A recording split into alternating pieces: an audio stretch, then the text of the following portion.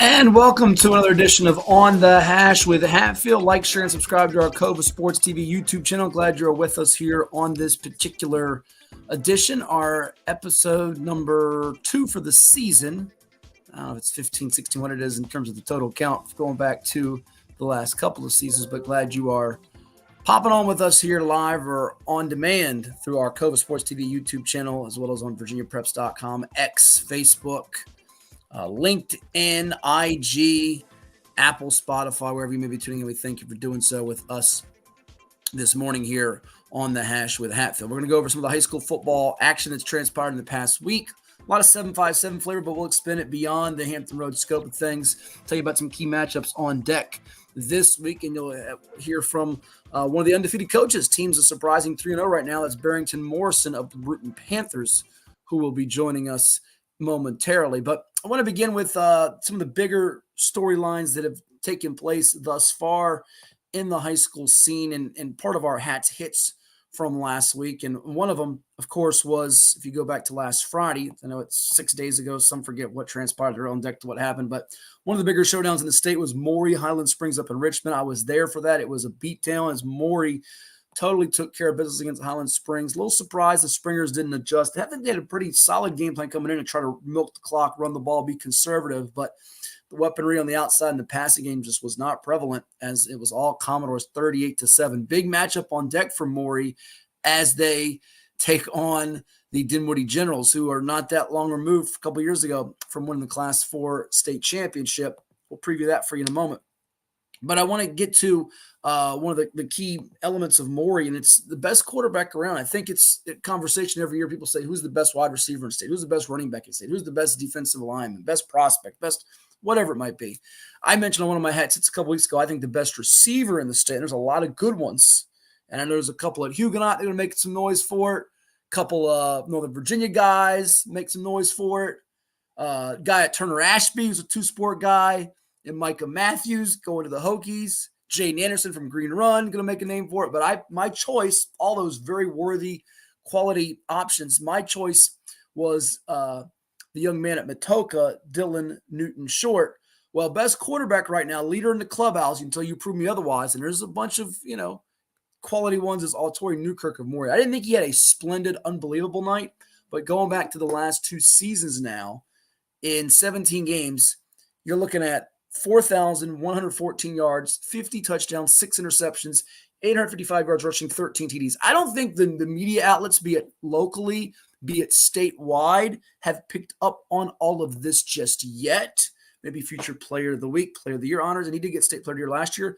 But Mr. Newkirk is closing in now on some state records potentially if he does what he did a year ago. And you say, what are you talking about? Well, if you look at what he's done statistically to this point, he has an opportunity to be a record setter when it comes to yardage and touchdowns in state history. I mean, this is pretty big stuff that he's coming up on. So just last season, when you look at some of the players that were setting the records in our Commonwealth, go back to some of the great quarterbacks we've had in the state. We've had Phillip Sims and J.J. Williamson and a number of guys just from Oscar Smith. So last year, Newkirk threw for 3,670 yards. That was the 5th most in a season. Now, just last year, outside the 7-5-7, you had quarterbacks like Peyton Musick of Honaker, 50 touchdown passes. That's Class 1 for folks that aren't familiar with that on the eastern side of the state, in Nova, Richmond, Tidewater. And Jack Pearson from King George had 47 TD passes. Certainly the luxury of throwing to that great, dazzling, dynamic duo of Mekhi White and Chance Wiggins, now playing their college football at Maryland and Virginia Tech, helped that out.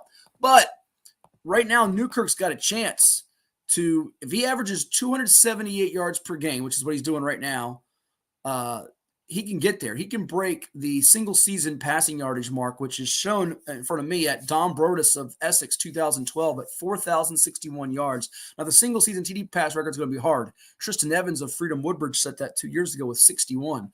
But, man, oh, man, he's opening some eyes with what he's doing statistically, and I don't think it's going to slow down any time real soon. So big ups to him and the Commodores, who have a ferocious defense to go with that high-flying offense. Another one of my takeaways from Friday night's action, be it in the 7-5-7 or beyond, and they're coming to the 7-5-7. They've got a big matchup in Portsmouth on Friday at the Norcom Greyhounds. Don't look now, but Thomas Jefferson of Richmond in Class 3 and Huguenot in Class 4, both from the RVA, are both serious championship contenders that are in the conversation. They both lost in the region semis last year. TJ of Richmond, unbeaten regular season, fell to Armstrong.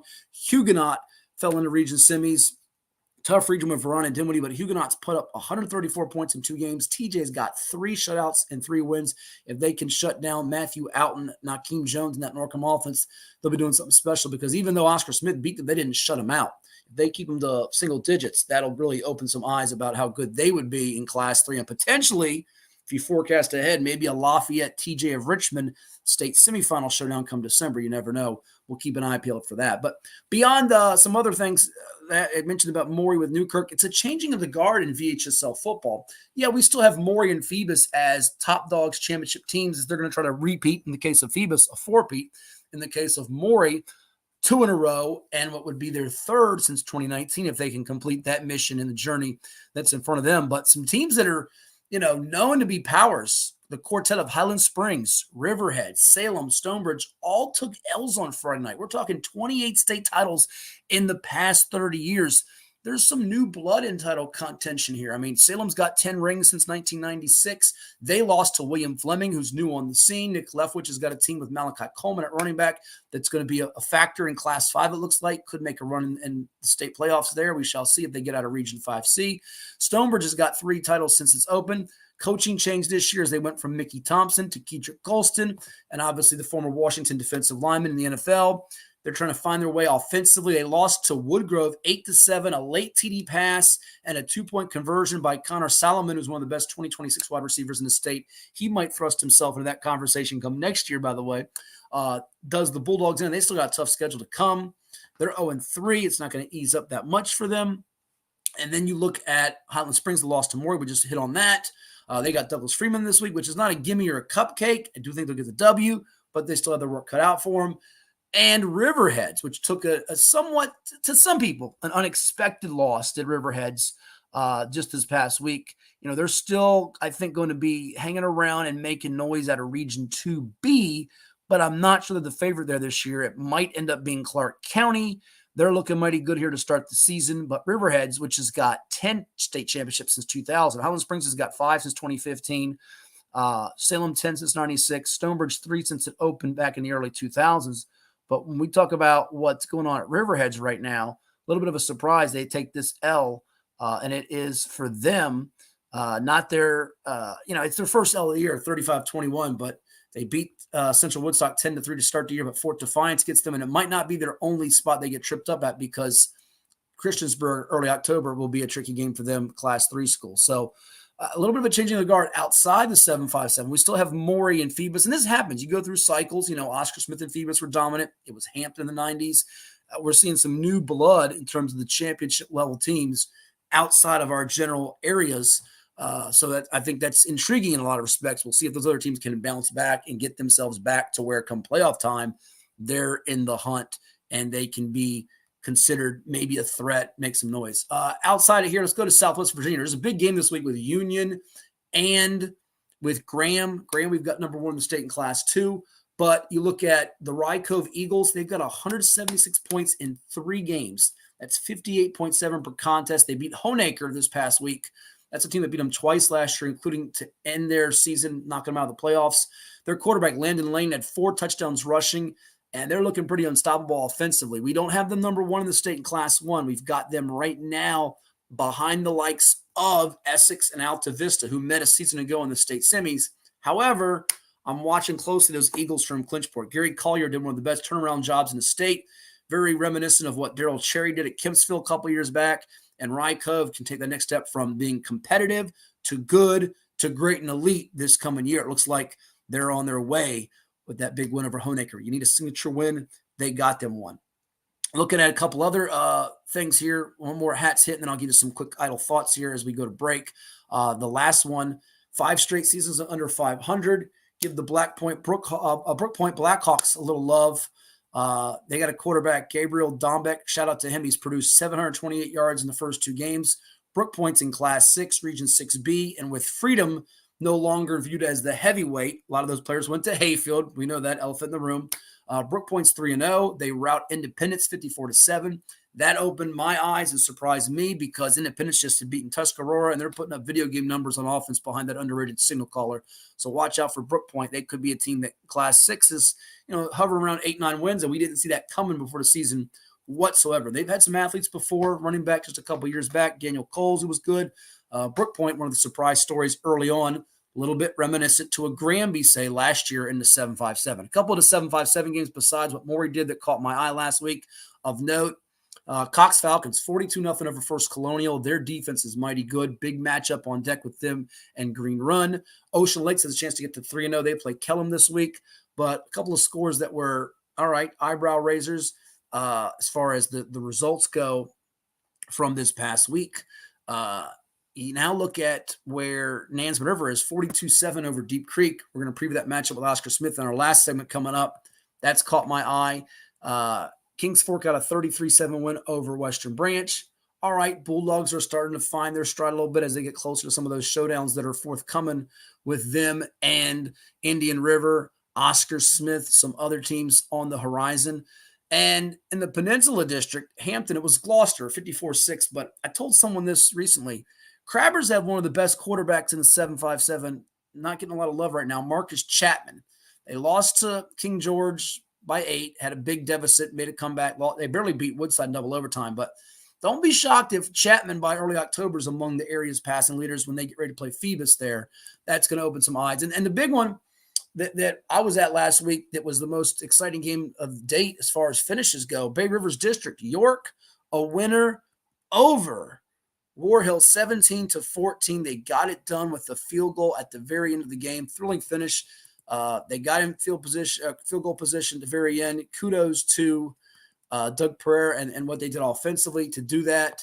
I like what I saw from York as they're going to be pesky in the Bay Rivers. Big matchup coming up with them and their rival Tab. But the kicker who did a splendid job to knock that field goal through, Sebastian Benitez, getting it done with the walk-off field goal. And York's offense did some good things when it had to. Money downs, the third down conversions for them. So they're a little surprising.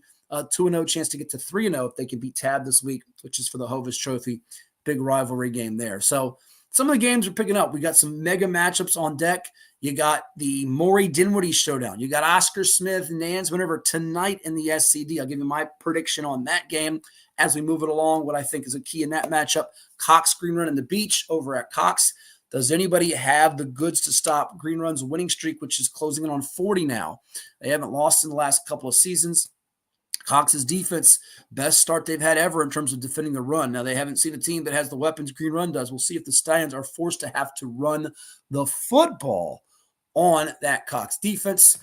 And, of course, you got some other games of note. I mentioned that Tab and York game and the BRD, the TJ Richmond versus Norcom game in Portsmouth, which is where I will be on Friday night, and an underrated game outside the 7-5-7, but involving a Bay Rivers District team, the Bruton Panthers taking on Northumberland, who has climbed in our Class 1 top 10 on VirginiaPreps.com in the last couple of weeks.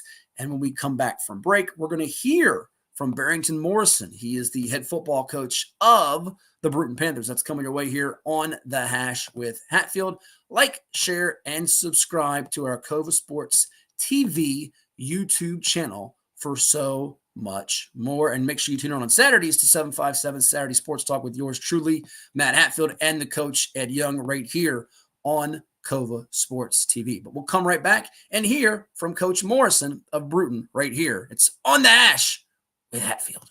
Well, it's everybody's favorite time of year again. Time to prepare to make your annual donation to that infernal revenue service. And if you're like me, you need help. Help to keep that donation as small as possible. So get off your W-2 and call John Maynard at John's Tax Service. 455-6763.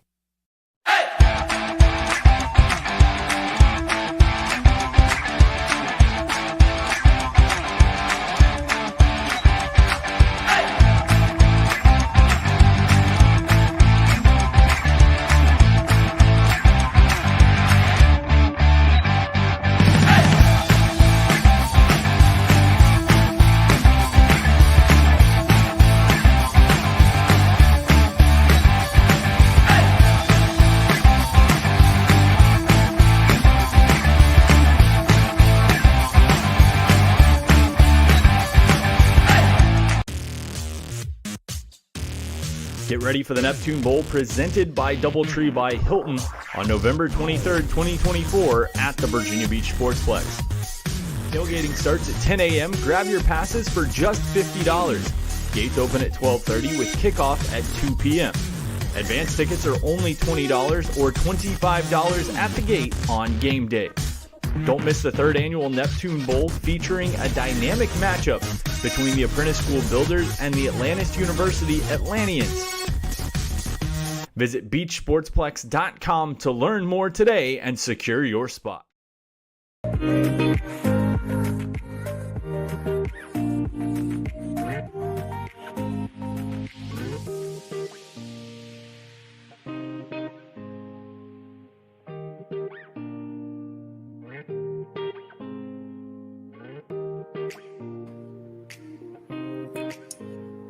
And we welcome you back to On the Hash with the Hatfield. Like, share, and subscribe to our YouTube channel and Cova Sports TV as we have a special guest with us. He is the head football coach of the Bruton Panthers, who are riding high this season.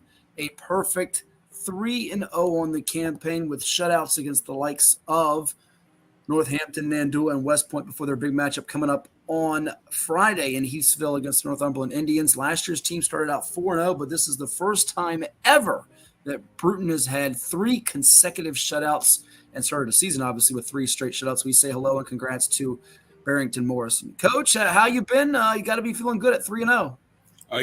Thanks for having me. I'm definitely feeling great. But we was 3-0 last year, right? And 4-0 last year. So we understand what it takes to get to this point, but we got goals past 4-0.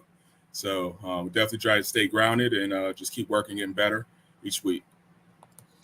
And last year's team 4-0. This is your 4th season at the helm as the head coach of the school, right?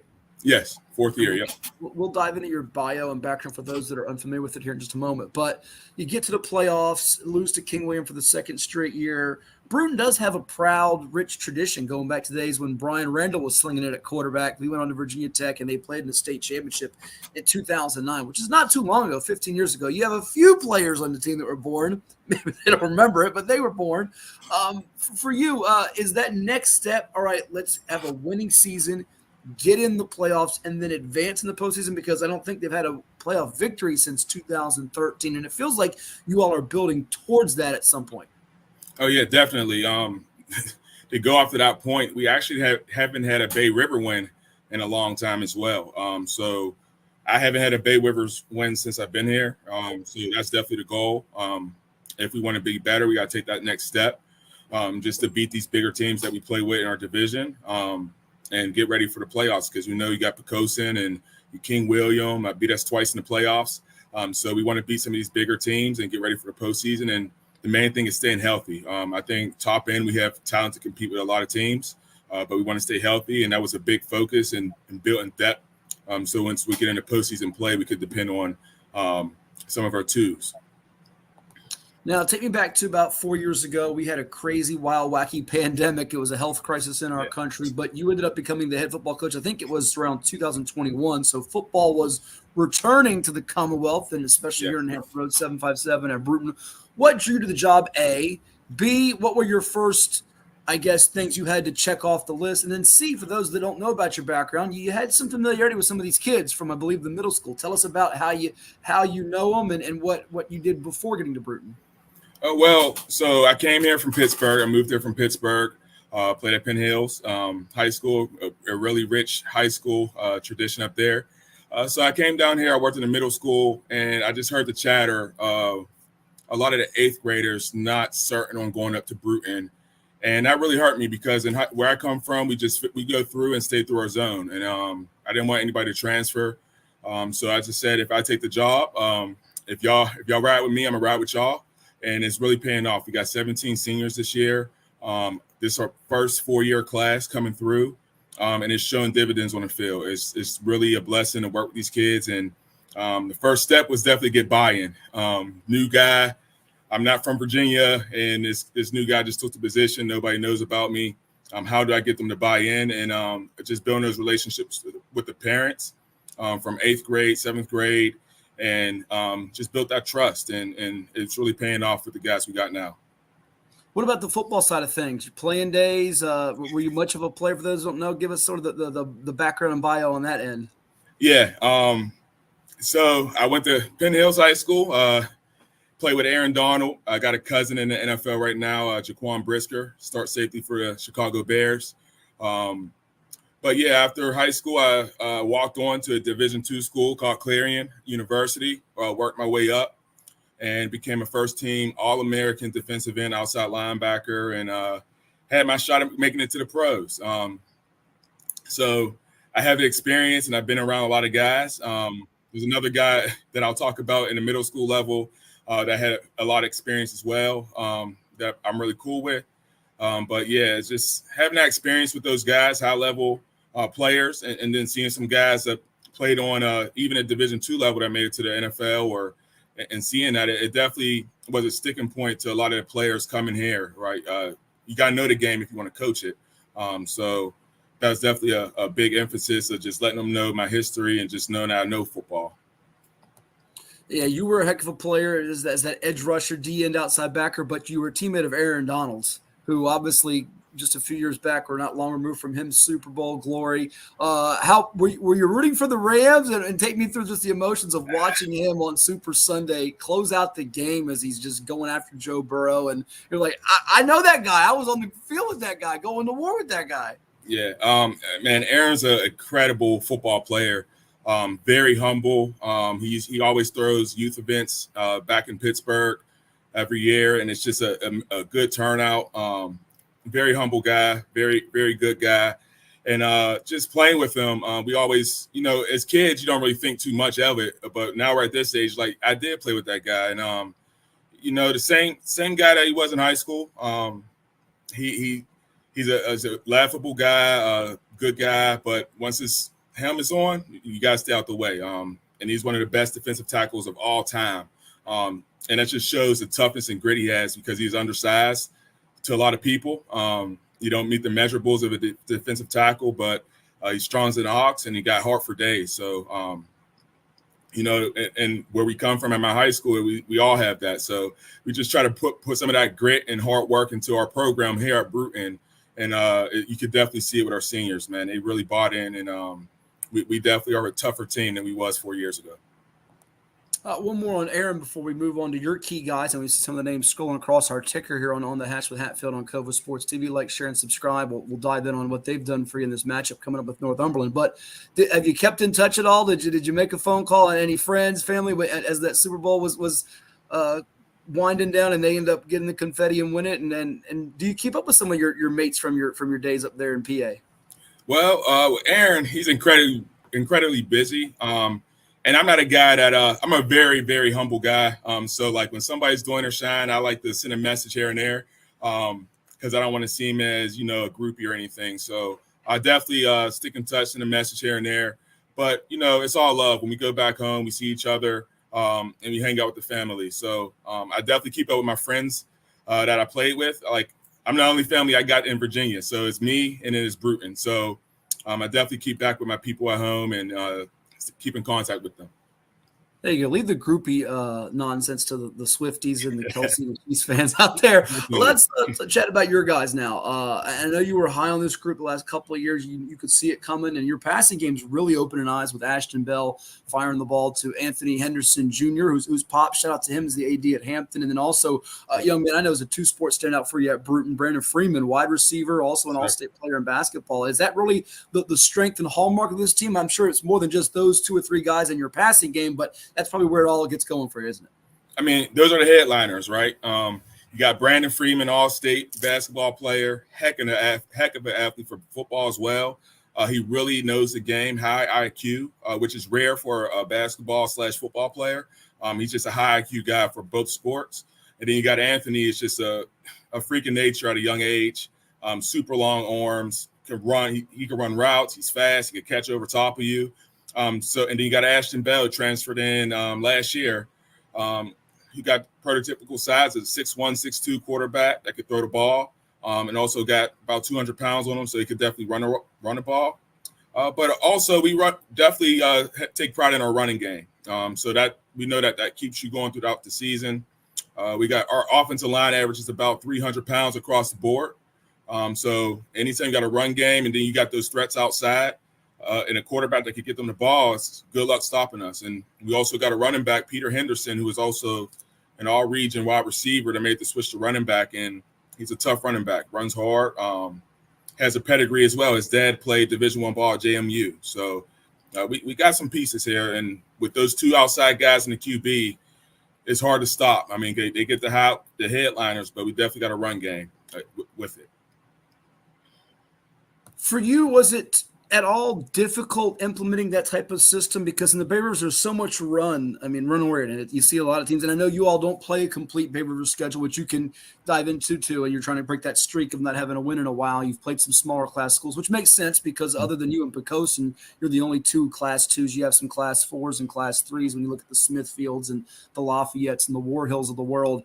But take me through that process of what you were trying to build and how you got this offense, which doesn't matter if you're playing a Class 6 or Class 1. Production is production, and you have the stats, and you guys are getting things done on the offensive side of the ball. And now your defense, which we'll get to in a moment, is also doing it to complement that offense.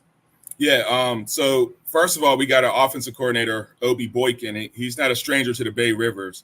But we meshed well with our group, right? So when we first got here, we were spread to start off, right off the bat.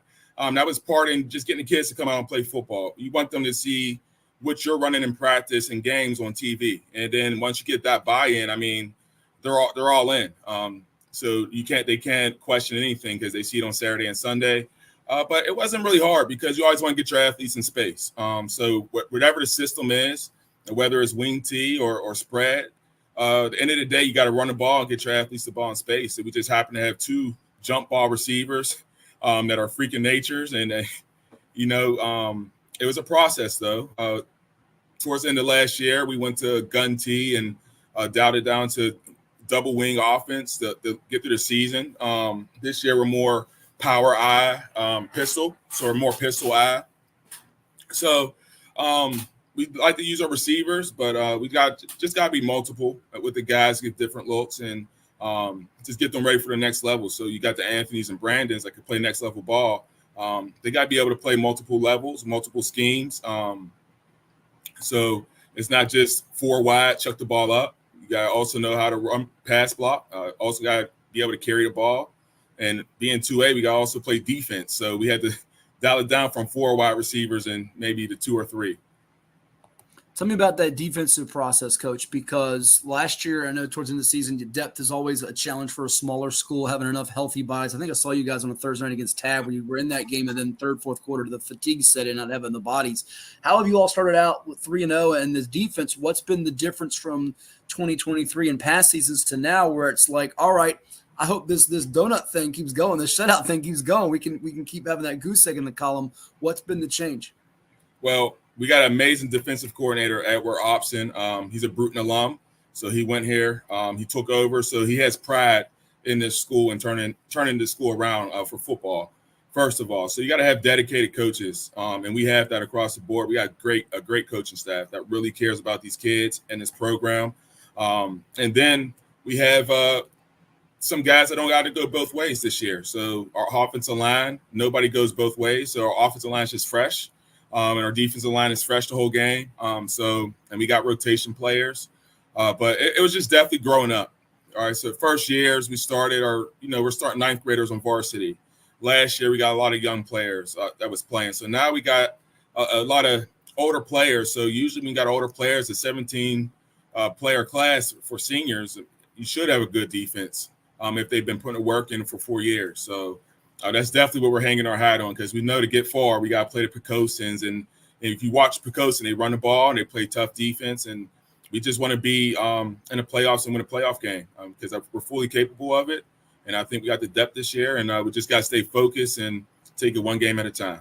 And definitely we also give Krispy Kreme donuts for each shutout. So that's motivation. So every time we get a shutout, we get a box of Krispy Kreme donuts and we reward those guys because it's not unnoticed. I love that. The coaches deserve some of those too because the kids are putting in the work, but you also have to scheme it up. What's your go-to? Are you a glazed, a chocolate? What's your go-to? You got a go-to? See, I'm from up north, so we don't have Krispy Kreme up north, but I'm getting used to it. Then. Y'all probably love the Dunkin' then. If you're Dunkin' Donuts, but I definitely gotta go with the chocolate donuts down here with the Krispy Kreme.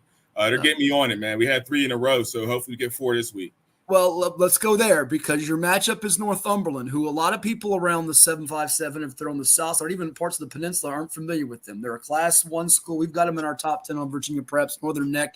You know how good they are because just last year you had to play a high-scoring, head-spinning shootout with them. They had a kid go to Tennessee just a couple years ago, and they've got a Division I dynamic player this year. But last year's game, Coach, wasn't it, if I'm not mistaken here, 43-41? How do you slow down this offense, which I believe can put up 40, 50 points a game against all the smaller schools, and they will pose a test? Oh, yeah.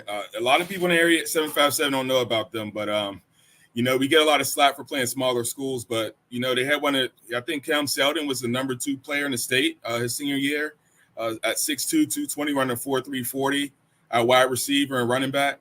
So this team has speed. They're country fast. They're tough. And they're always up there with Essex at the end of the season, competing for a championship. And they beat us 3 out of the last 4 years because their speed is very challenging to deal with. But like I said, we've been working and we got goals. And one of our main focuses was fixing our defense. Last year was a shootout. We had to outscore them, but a lot of defensive lapses that game, though. So I think this year we just lock in and play solid defense and hone in on their great quarterback, Tyreek Lundy. He's a really good quarterback and basketball player as well. We just lock in on him and these other guys and just don't make mistakes. I think you have a shot at winning the game. Well, and you know this, that Selden kid, as you mentioned, was just a beast a couple years ago. When you get the defense to turn around like it is it so much? I mean, all 3 levels have to be in sync, whether it's the pass rush, the D-line stopping the run, the linebackers, and then your guys on the back end covering the pass. What is the biggest thing early on in a game? Is it getting off the field on a 3rd down? Is it getting a rush, even if you don't get a sack on a quarterback? What from you looking at film, like, all right, if I see this happen, we're starting to turn the corner and making progress in that. How do you go? Because, again, let's be honest, your numbers aren't the same as some of the schools across the area. You are battling with so many bodies. A lot of them have to go both ways. How do you get it to a point where, all right, I see the improvement? Well, it's all mentality. So defense is all about effort and mentality. So we see it in practice. I mean, we'll go live in practice, even though we got, fewer guys. We got 61 in the program this year. So that's big for us, but some other schools, that's the norm. But, we just got get live reps in practice and go hard in practice. So when we hit in practice, it's going to treat it like a game. So we take that practice into the game. And our guys, they really have a hunger this year. We always get counted out. We're a smaller school in Williamsburg. So we get overlooked a lot. But we have real good talent. And our kids, they take it personal. Every time we step on that field, we take it personal. Even though the other team has to play, we take it personal, and we just have a hard hat mentality. And you can just see it in their eyes when they're ready on defense. They want to be great on defense. They understand that defense is going to win us games further down the road, and they understand it. Let's highlight a couple of those defender guys. I mean, you've touched on some of the offensive weaponry with Freeman and Bell and Henderson, but we've scrolled across particular some of the names that are getting tackles and sacks for you. Who are some of the unsung heroes? And it could be even a lineman that goes both ways for you, a special teams kid. Let's shout out a couple other guys if we can. Okay, so Tyler Pollock, he's a senior, defensive end, tight end, plays H-back for us sometimes. Man, this kid is a hard worker. He's 6'4", 200 pounds. He looks the part as a football player. He's getting some recruiting interest right now. Last year, he was all region at defensive end, and the tight end, I think he was all region as well. And then we had a 6'6" transfer come in. He's a basketball player as well, Troy Walson. So at the D ends, we have a 6'4" and 6'6" guy, and that's hard to stop. Bay Rivers, we play tough defense there, good scheme, and having those 2 guys on the edge sets the tone. We also got DJ Banks-Harrell. He's a safety / linebacker. He's been all region 2 years in a row and also all district linebacker 2 years in a row. He's really one of the heart and souls of our defense. Good looking kid, comes downhill, plays no games when it's time to make a hit. And then also Brandon Freeman is just our quarterback on defense at free safety. He comes down and lays the wood. And he also is definitely a ball hawk back there. And then we also got a cornerback Rodney Versher. He's really small, but teams test him, and I don't think he gave up a reception this year. He's really tough to get the ball to over, man. He's tough. Yeah, if I'm not mistaken, Freeman's got an offer. Was it from Emory and Henry he got in the summertime? Yes, Emory and Henry, and he's getting a lot of basketball interest too. I mean, we got some pieces here, and these guys are finally buying in, and it's good to see. And don't be surprised if you see Anthony Henderson at cornerback and free safety some too. Yeah, he's one of the area's leading receivers already. It's just a 10th grader. Get you out on this, and we thank you so much for spending time with us here on the Hash with Hatfield. I'm looking forward to catching a Bruton game up there in Williamsburg. I'll give you a little secret, Coach. There's a little Italian joint. I can't give the name of it just yet because they don't sponsor the show. They do. I'll give them all the pub in the world. But I went up there last Thursday with my video guys for the York and the Warriors, which was a field goal, 17-14, and went to this place afterwards, and it's always one of my favorite stops to go to. So I'm looking forward on the schedule to find one. But there's a couple of chances there. You got another out-of-district game still with Arcadia October the 18th. But lastly, what's the key for Bruton snapping the district streak, getting a big win on Friday, of course, and then getting that postseason party and crashing it and advancing this year? What would you boil it down to for you guys to keep these good times rolling? Oh, just sticking together. Like I said, we're just like a family atmosphere up here. Because like I said, Bruton football is like my family. So I take it very serious. I don't do it for clout at all. I do everything for these kids. So just sticking together as a family and just keep working week by week, 1-0 each week, and understand that we've been in this position before. We've been 3-0, we've been 4-0. How are we going to make it different this year? And that's the growth that we got to have with our teammates and our coaches. Well, check them out. Bruton Panthers on the road at Northumberland. Their next home game, by the way, is going to be September 27th against the Grafton Clippers before they turn the page to October. Coach Barrington Morrison doing a fine job in his fourth season at the helm. Thank you so much for stopping by. All the best to you. I hope there's more donuts in your future as well as your kids and your coach's future, and we'll talk down the road. All right. Thank you. I appreciate you having me on. You bet. That's Barrington Morrison of the Bruton Panthers, our guest here during On the Hash with Hatfield. We'll take a time out here from some of the sponsors that make it possible for us. Don't go anywhere. You're watching On the Hash with Hatfield right here on Cova Sports TV. Get ready for a season of thrills and excitement. Virginia Beach United invites you to experience the adrenaline of USL League 2 Pro Soccer. Tickets are only $10 for adults, $7 for kids, and children 5 and under are free. It's the perfect family outing filled with fun and entertainment. Secure your seats now for a season of unforgettable soccer moments with Virginia Beach United. Don't miss out.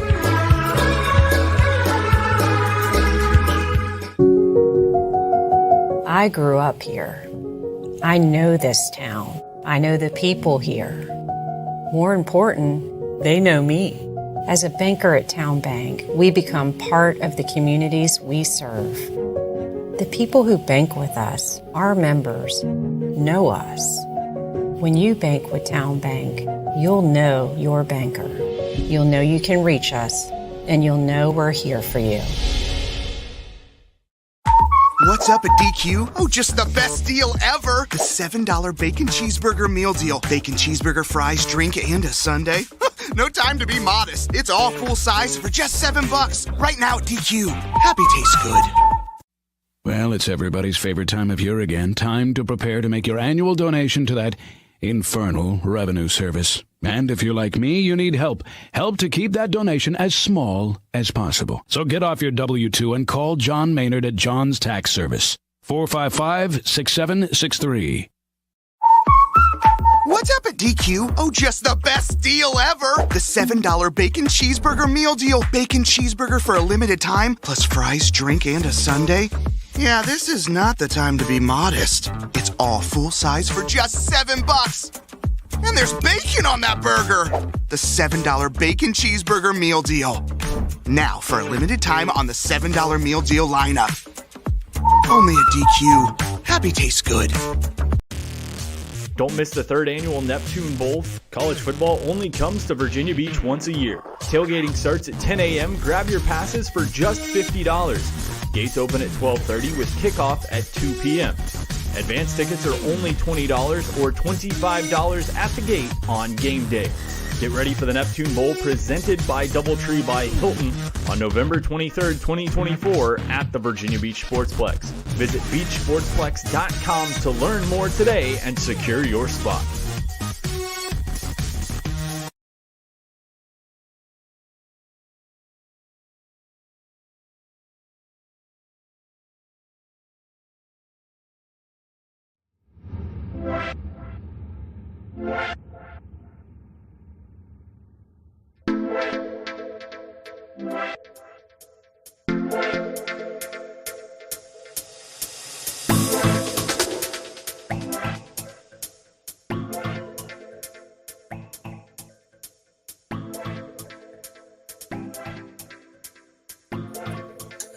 And we're back here on the Hash with Hatfield. Like, share, and subscribe to our Cova Sports TV YouTube channel, wherever you may be tuning in. We thank you for doing so, and you're always welcome to interact with us. Post any comments, questions, suggestions, whatever's on your mind. We're here for all of you out there. We thank Barrington Morrison of the Bruton Panthers for stopping by and chatting about his team's big matchup with Northumberland coming up this week as they try to get to 4-0 on the season. And before I dive in with some key analysis, some storylines, matchups to watch in the games this week, I want to highlight a few other things. There are some big games around the state beyond just in the 7-5-7. Jefferson Forest and Heritage of Lynchburg, Seminole District clash there. I mentioned Union and Graham. Some games across Nova, Richmond, Fredericksburg, Lynchburg, all over the state. But there's also football. It is on the Hash with Hatfield, and we'll sprinkle in some college and pro stuff from time to time, especially when it relates back to our Commonwealth of VA. You got all kinds of great college football action this coming Saturday. And Illinois-Nebraska, 3-0 is a Friday night game, even though high school football is generally reserved for Friday nights. You got Saturday, Utah, Oklahoma State, USC, and the defending champion Michigan. Could the Wolverines suffer their second loss of the season? A biggie in the SEC, Tennessee and Oklahoma. Weird to think they're both SEC now. Tennessee's been in the SEC. Oklahoma's been in the Big 12. So now an SEC rivalry matchup there that has implications on the college football playoff. And there were some games last week. Virginia Tech, Old Dominion. The Hokies showed well. UVA couldn't hold it in its game with Maryland. Early start, looked well. It finished strong. Hampton, the Pirates, all over Norfolk State in the Battle of the Bay, annihilated them. And you got Thursday night NFL action, too, on this particular night. Aaron Rodgers trying to snap the Jets' streak of losses at home to the big bad Patriots. They're not big bad. They're actually 1-1 and nearly were 2-0 under a guy that once upon a time started in a 7-5-7, Gerard Mayo.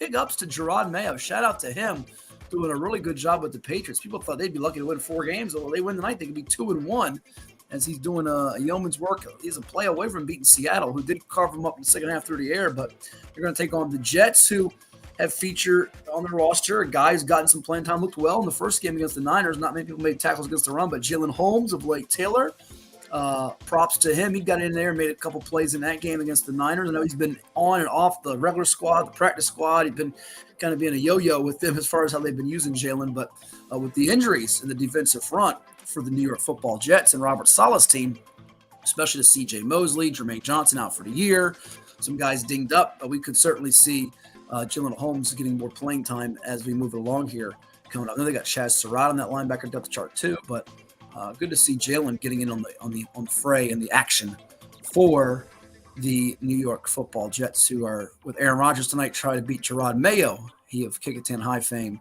and the Pats and Jets on the Hash. Lefty or righty kicker for the win? I'm going to go with the righty kicker for the win.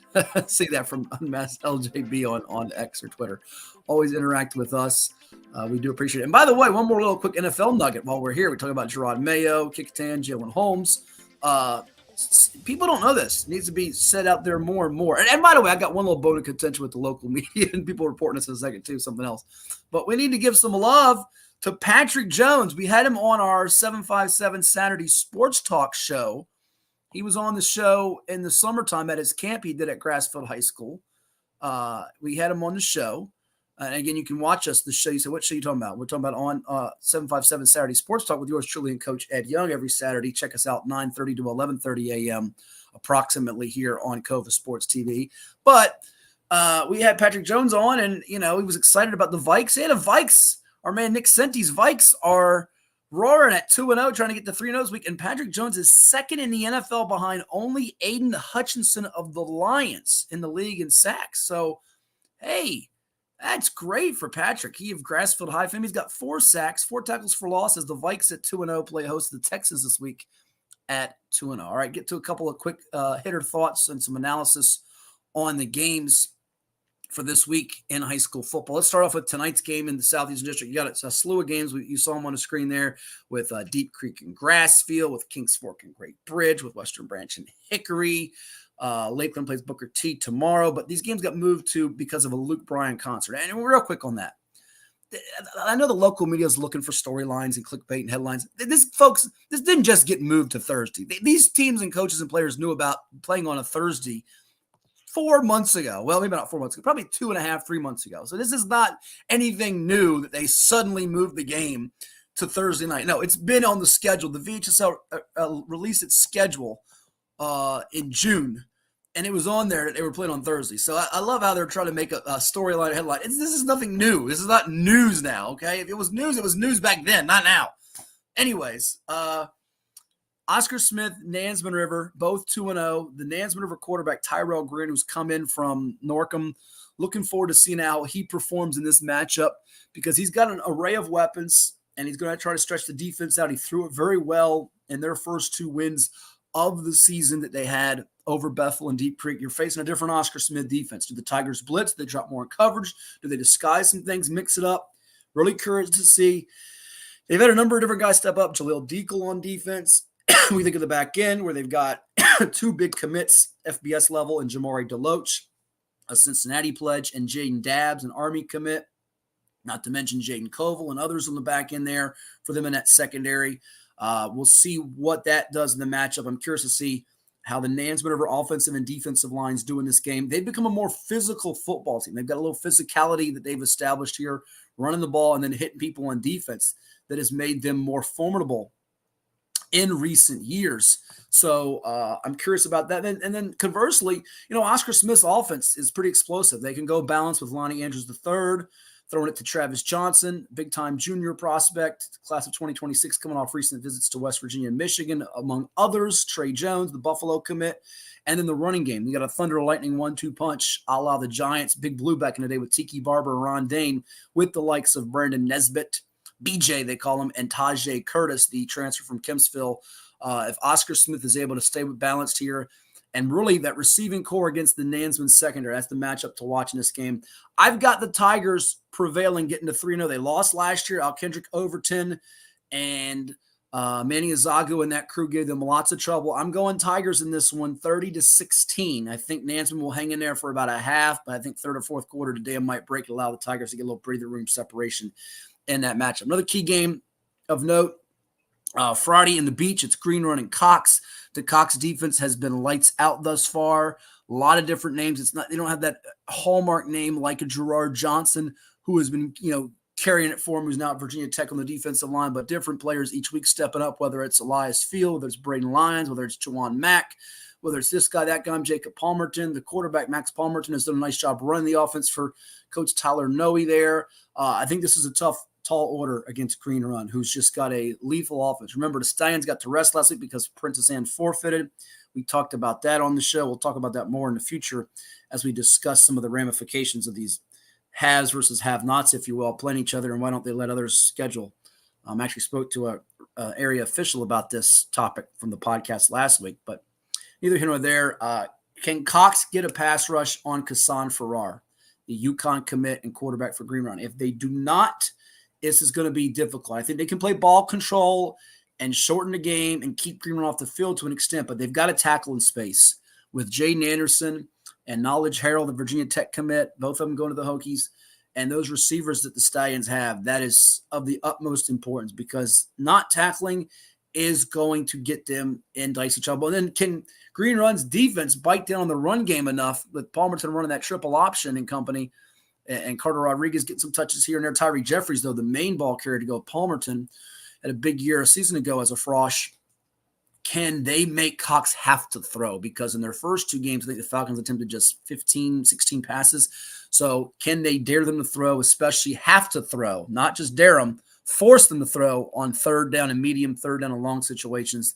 That could be a big key in that football game. I've got it. Stallions taking the W, extended that Beach District win streak. I think Cox will put up a fight, though, for a couple of quarters, maybe a full half.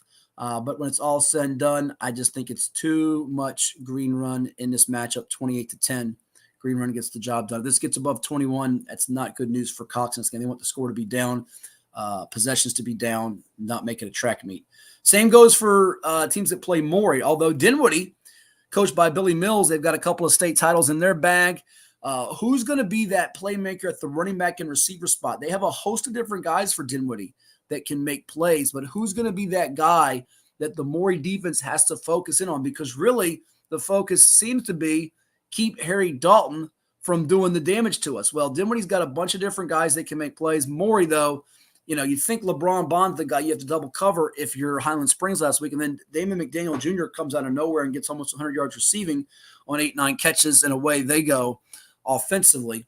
Commodores got themselves another defensive score, a scoop and score. Leslie Hines was a menace off the edge. If you watched our show last Saturday and you read our blog on VirginiaPreps.com, you're well aware of that. Ari Watford, who changed the numbers from 0 to 66, causing havoc off the edge. The Dinwiddie offensive line has to hold up in this game. That's the biggest thing here. And then secondly, they've got to, like I've talked about with Cox and screen run, they've got to tackle those receivers in space. Don't let them get yards after the catch, because that's where Maury just dices you up.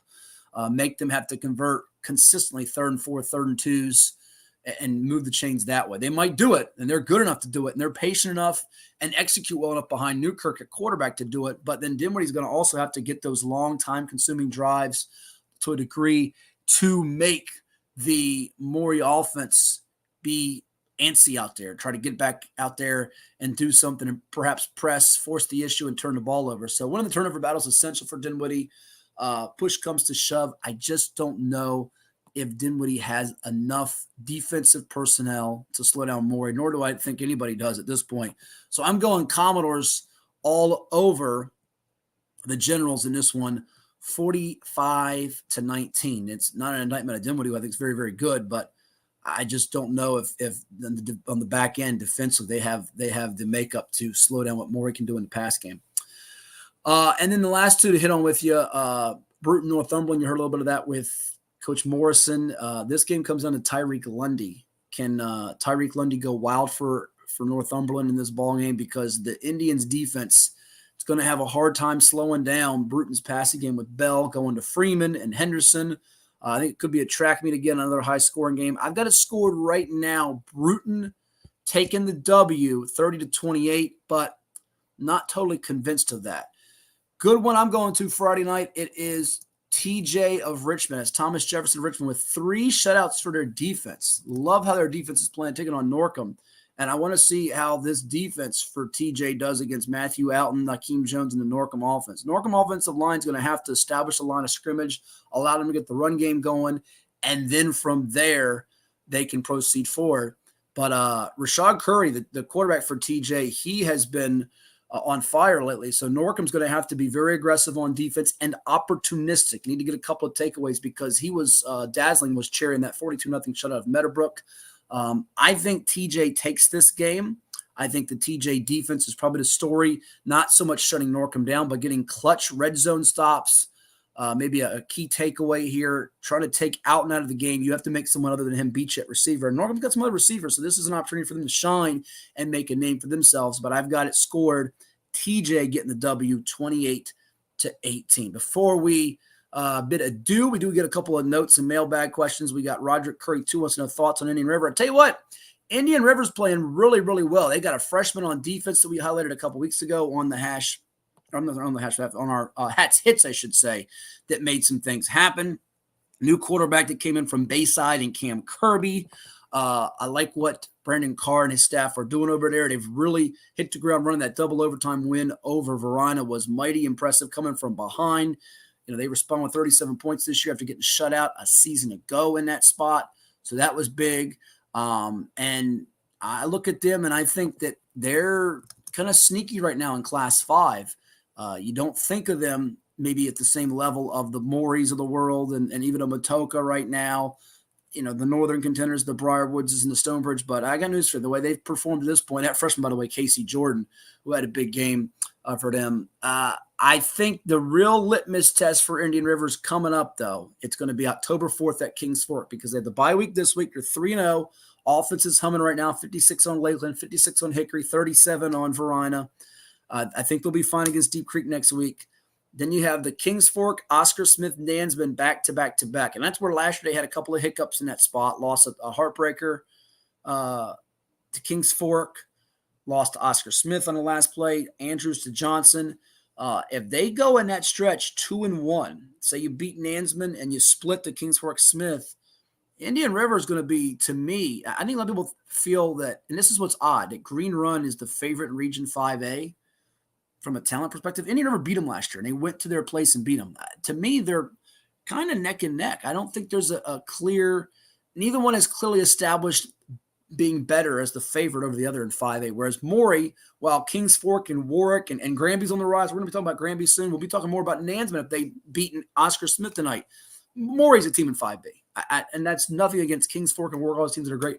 But 5A, I don't think there's a clear consensus who the better team is just yet with Green Run and Indian River. We got some matchups in October that'll settle that. Green Run's got to play Salem in early October. Indian River's got those teams I just mentioned. So there's my thoughts on that. I think that's going to be very interesting to see unfold in the upcoming days and weeks. So that's going to do it for this edition of On the Hash with Hatfield. We thank you for liking, sharing, subscribing, interacting with us. Tune in each and every week. Let us know what you want to see on the show, who you want to hear from on the program, and we'll pop them on, be it players, be it athletes, be it media members, be it whoever it might be in the world of football and in sports. And we are looking forward to more here as we get closer and closer to October. The weather's getting cooler outside, and it should be lots of fun as we move it along. So thanks again. Follow our work on virginiapreps.com. And again, on Cova Sports TV, hit the subscribe button. You'll get notifications when we go live with all of our streaming, whether it be football, soccer, lacrosse, field hockey, podcasts too, including 757 Saturday Sports Talk right here. It's all on Cova Sports TV. Have a great football weekend, everyone, and we'll talk to you again in less than 48 hours. Enjoy.